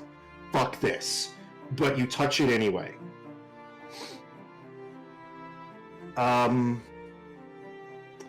Sure, of course it is. I And- never listened to you anyways. Yeah, it's like, and you know, the thing inside of you like howls. As you reach down and touch the glass, you realize what's behind it is blood, but not like normal blood, not like the you know, the like sticky red blood of mortals. This is like the glowing blood, like what came out of Z when you attacked them. The like blood of a demigod or a god. And you you touch your hand to this glass, and suddenly, like, there's like a figure that's standing beside you, or in front of you. It's hard to tell. Everything sort of like blends together almost. You're in the middle of some type of like melee, and these warriors are all in various these gladiators that are beside you, fighting the guards with you, are being led by. He's probably like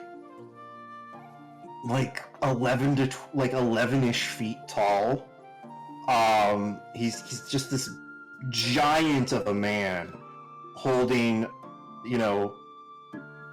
axes that you're not a small girl, but like even for you, these would be two-handed axes, and he's holding one in each hand. And he's just like laying into the slavers. He's like shouting and roaring, but the thing that catches you off guard is not his size or his like martial prowess, which is among the most flawless technique of a fighter you've ever seen. It's not the like ferocity with which it fights. It's on his back there are these like whitish red wings that extend out from where his like shoulder blades would be. They're like damaged. They look like they've been like plucked or grabbed at to prevent him from flying or escaping. And you realize that is the like the mark on the ground. It's this man like laying out, and his wings are spread across the sand, and that's where the glass came from. What do you do? She's just looking and just trying to puzzle together her own small little mind of what does my dad have to do with this?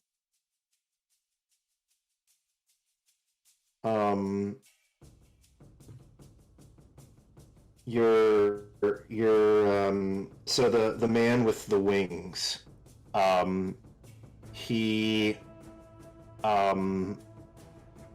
you're like trying to puzzle through it, and then some like you hear like a shout beside you, and you turn just in time to see someone charging you with like a forked spear, like a bident. And I don't know if you're like aware enough to you failed your wisdom save, so you're probably not, but you're not able to like get your weapon up to defend yourself in time. And then could she just grab it? This guy gets, Could she just instinctively go for the grab? Like, she can certainly try. Make an attack roll.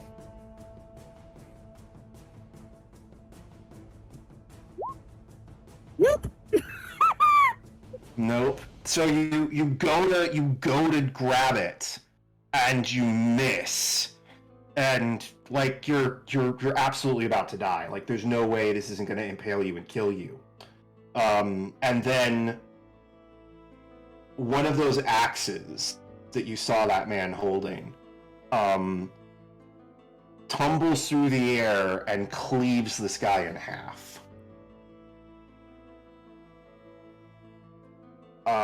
And when you look over to the man with the wings that threw it, the like angel of the sands, you see your father's face.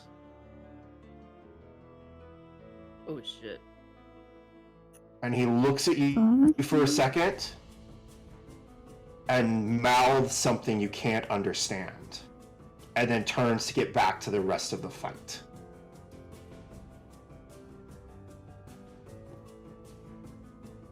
She's just gonna yell at it. What are you? What the cut. We'll deal with the consequences of that later.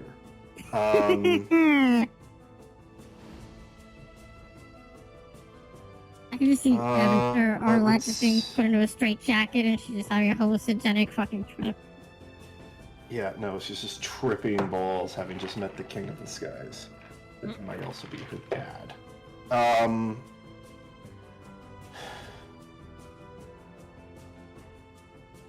So...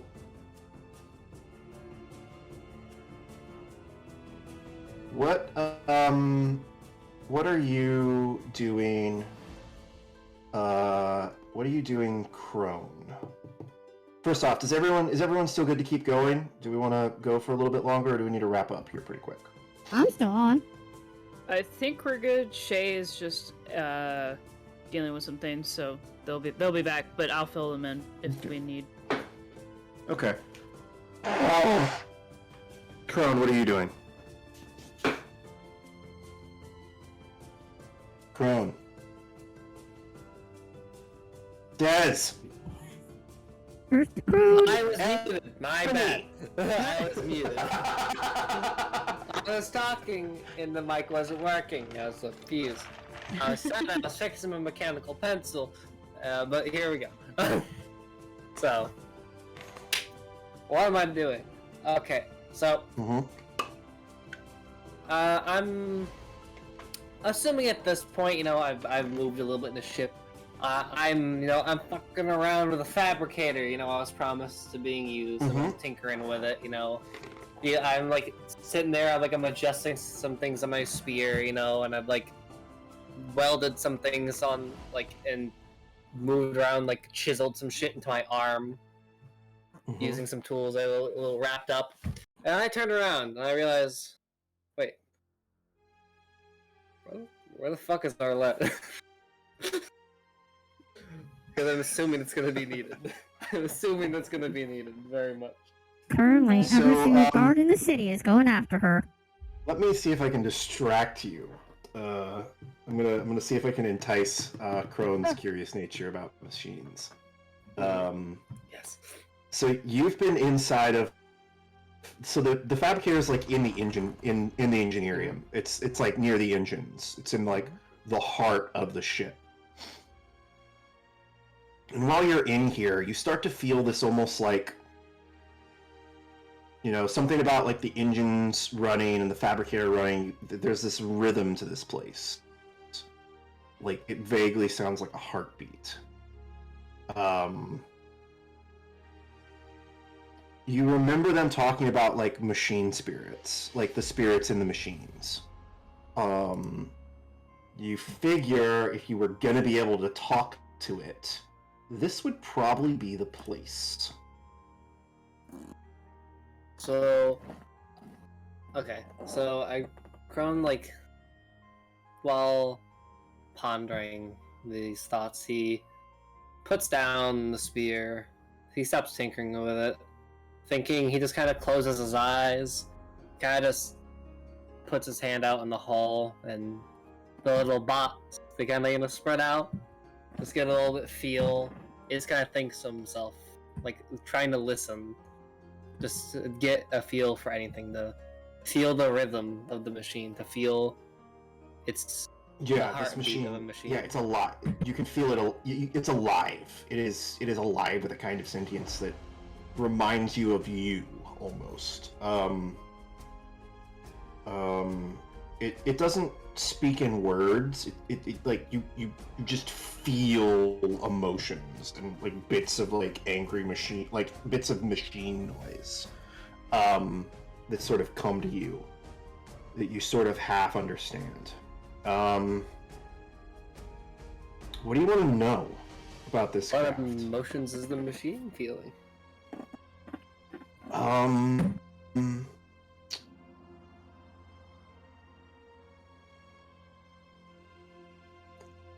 It's pensive. It's nervously anticipating something. Something is coming that it is anxious about, but also excited by. Feel. I'm sorry. It's like Mm-hmm. it's one of those. I'm gonna quote another bad movie here. It's one of those. Someone drinking like that is either going to kiss a girl or kill a man. Which one is it? Kind of moments. Like it's that very like nervous anticipation.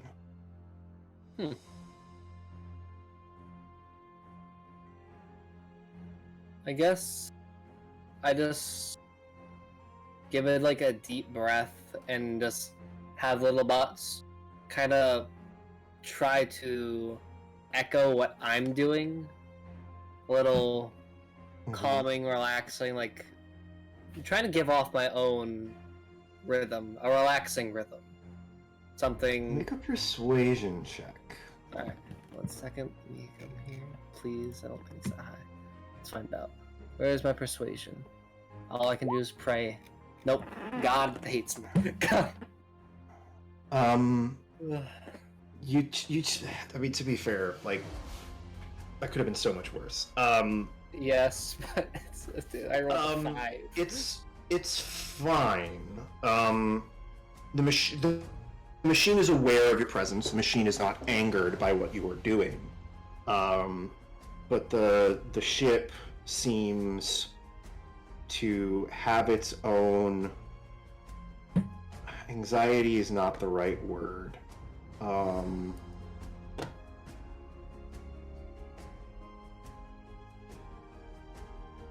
It's bored almost. This is a warship. It hasn't got it's not fighting. And it's bored. Is probably the best way I could describe it. And it's kind of trying to be like, don't tell me to calm down. I'm already fucking calm. I don't want to be calm. I'm ready to fucking fight something. And it maybe gets a little indignant, but not angry. Kron kind of smiles, like he's not upset at this fact at all. He kind of like, you know what? You do you. Fuck it. I agree with you. It's like I rested a little bit already. It's going through his head, and for some reason he feels like this drives him. He wants the ship. He has like a weird feeling like he has to give the ship what it wants. He's not gonna do it now, but he. The same way, like, your dog runs over and asks you to play, this ship's asking to go to war, have its play, have its battle. That's what's going through his head right now. Yeah. Just- I'm here to kick ass and Kick ass and chew gum. Yeah. I'm all out of ass. Oh god. Oh god. All right. So, okay. So that's kind of what you're doing. You're having this conversation with the ship. Ebony, what are you up to?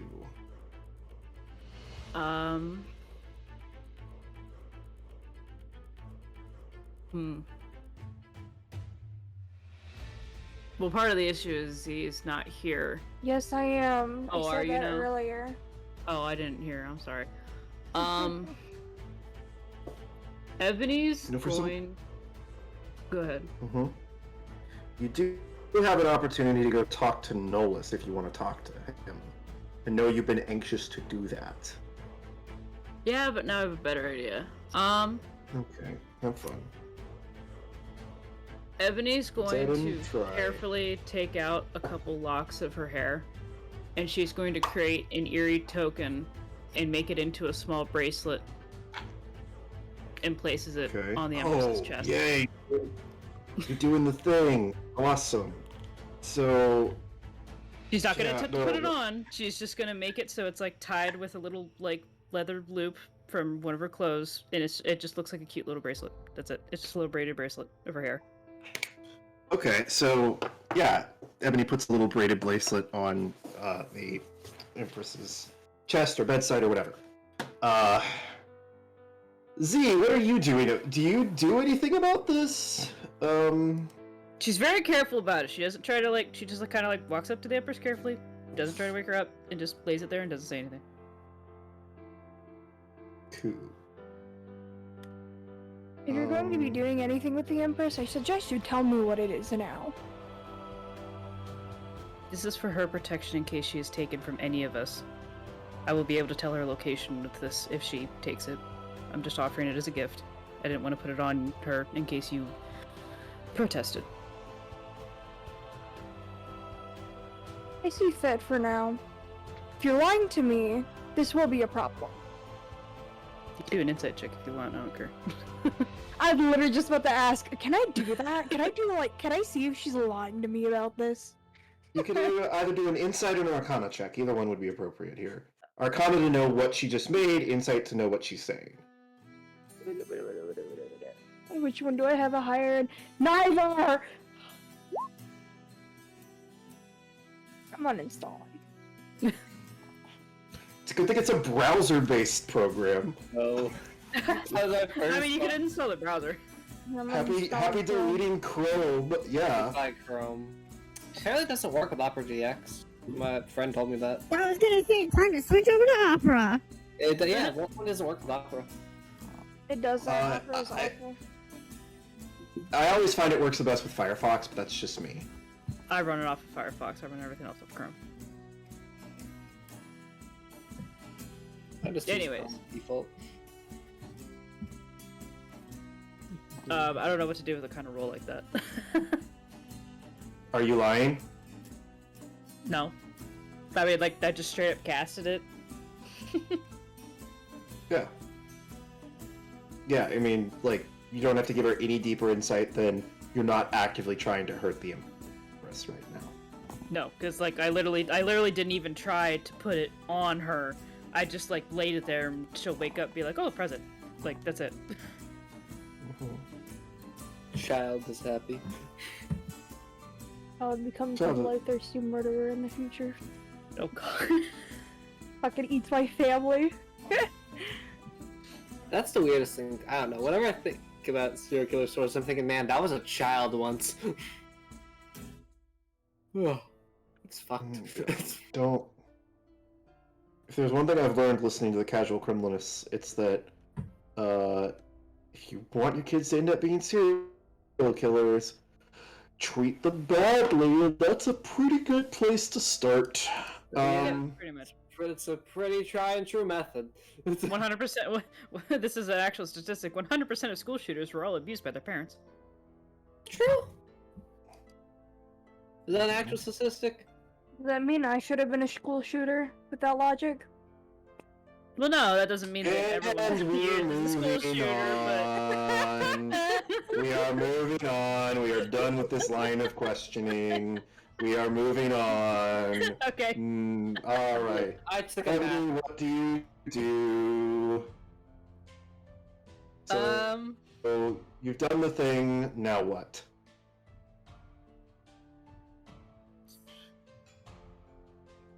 I guess at this point she's is she still feeling the effects of the strange man? Because I would say at this point she's trying really hard to ignore it, and she's trying to meditate and channel with the mother in order to ignore it. I don't know what that would lead to. It's just she's trying to really hard to ignore it. Yeah. I think for the most part that works. Okay. You're good.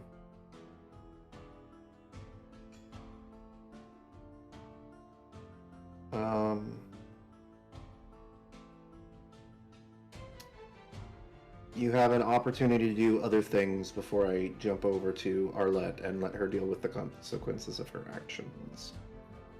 Go ahead with Arlette. I don't got nothing else. Alright. Arlette. Fuck me up. I don't think I will. You come to You come to and you're like face down on the sands.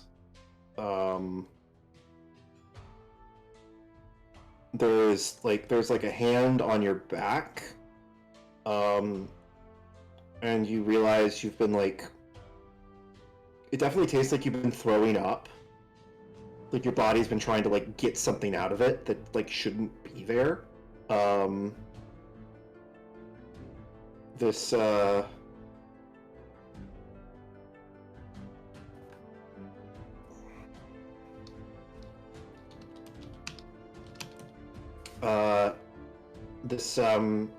this woman is beside you. She's got like red hair that's like tied back in a bun, and she's wearing like the white and the red robes that I mentioned earlier. She has like a short sword, but she's doesn't have it drawn. She's just like holding your back as you like vomit. She's whispering something in a language you don't quite know how to speak, but you pick up bits like you've heard it before. She's trying to comfort you and make sure you're okay. What do you do?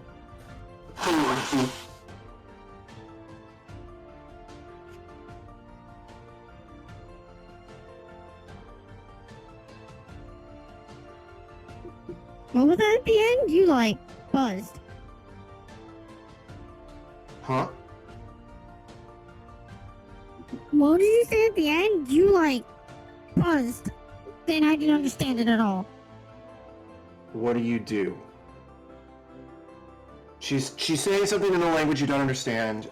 She's trying to comfort you and make sure you're okay. She's just gonna kind of just be getting up, holding her head, probably wiping her mouth of whatever vomit saliva had just come out of her. You've thrown up and you look down and it's just like a ton of like bloody vomit.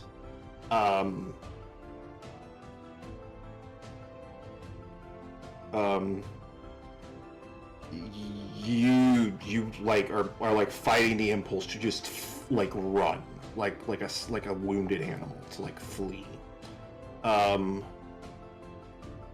woman finally she tries comment and says, "You've never had that happen before, have you?"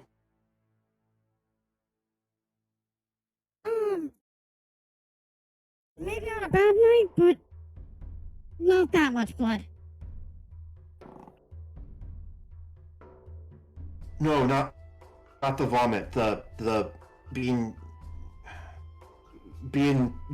taken by the rhythm of the fight. What happened when you touched the glass?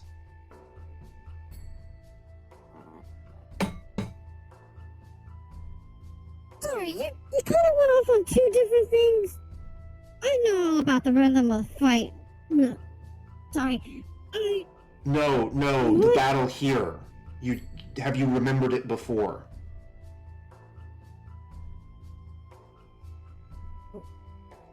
Was I remembering? I don't. And you see her kind of like just holding her head and like she's trying to. You see the gears turning in her head, like trying to figure out like memory, vision, remember, vomit. Like I've never seen it. Remembered it.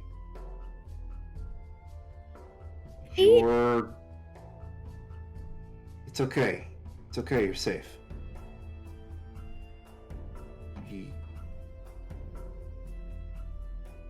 You don't know what's going on.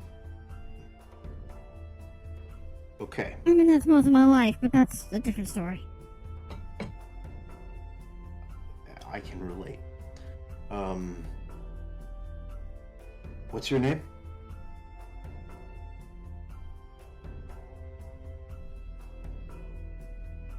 Can I like get a feeling of what she's getting from this woman? Like, You can make an insight as check. much as Arlette is easy going, she's like, who the hell are you and why are you trying to get close to me after I just vomited blood everywhere? She has no fucking idea. Oh, dice suck tonight. That's a 5. Yeah. I'm gonna make a fucking wisdom saving throw, please. Oh, that's not better. It's even worse, actually. It's even worse, actually. Barely any of you rolling above a 15 this campaign. Jesus Christ. Okay. Ebony, we know you're hacking. We don't need more proof of it. Okay. Can you do me a favor? No. Okay. Never mind then. Alright, that's gonna be this session, everybody. Thank you. Ow. Guys, No. Arlette, go ahead and add, can you just roll, like, you know, a d6 for me? 5. Awesome. Go ahead and add 5 blood tide points to your sword. And we're gonna cut back to the ship. Okay. Oh. Which part of the ship? So so we're on the Crone, you're like on the bridge when you see like the commotion inside of the town, right? You're like looking out over the horizon. And you see Arlette just like running on all fours almost towards the ship. What do you do? 3 strikes. 3 strikes. Get the fuck over here right now, please. He like looks up and sees it and says, "Oh no." Does Ebony hear this, Yeah, or like- is she in a different compartment where she can't hear? Yeah, she can totally be here. Okay, I guess upon hearing Crone's calling for 3 strikes, she comes up too.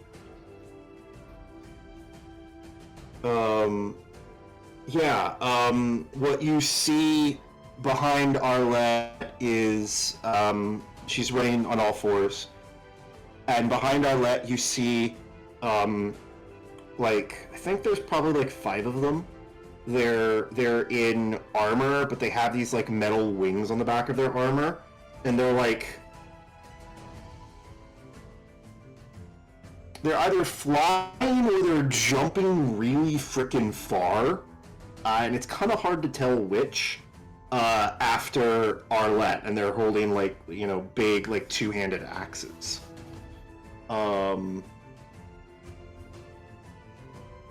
I think it's safe to assume something bad happened. 3 strikes. How much field do we have? It'll have to be enough. I think we book it. Alright. Alright, I'm gonna need an athletics check, please. Oh.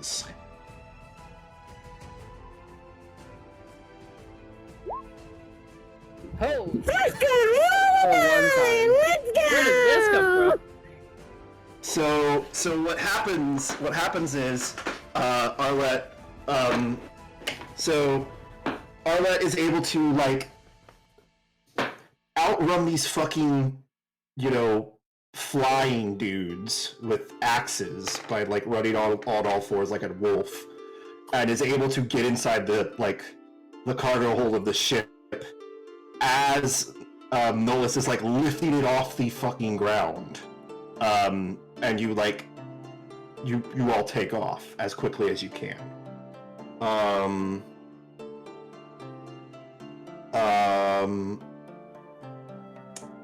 Arlette, you're in the hold, and you slump to the ground, exhausted. Your sword is covered in blood, you're covered in blood, and in your hands, you're holding that woman's arm. And you don't remember what happened.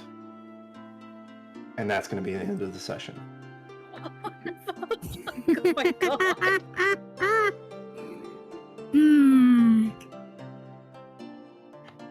Tomato, I tomato. can't wait till the next session. Kurt has some words to say. Alright, next session, we will be in the Boneyard. We should have a guest, assuming everything works out. We are currently scheduled for the 20th. Lovely audience, we will let you know if something changes. If you would like to do shout-outs, now is the time. Lucky, Yes. do some shout-outs. Shoutouts for everybody in here. Sorry, I was half paying attention because I was trying to put it on my calendar. I'm sorry. Okay, no, it's fine. It's fine. Alright, everybody, thank you for coming out. I know we're all pretty tired, and I'm ready to go to bed. We will be back on the 20th, assuming nothing goes wrong. Great session, everybody. Sapphire, that was the worst possible time to roll a 5, followed by a 1. Hell fucking yeah. Yep. So, that'll be good. She leaves I the will- ship for 5 seconds. Alright. Congratulations, everyone. 5 minutes. Yeah, that was... You were gone for a little bit. But, alright. Great session, and with that, we're good to wrap up. And my stream is over. Alright. Yay.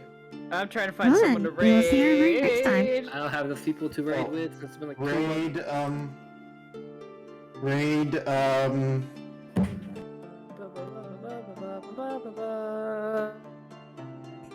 On that note, though, chat, or YouTube in general, we will see you next time.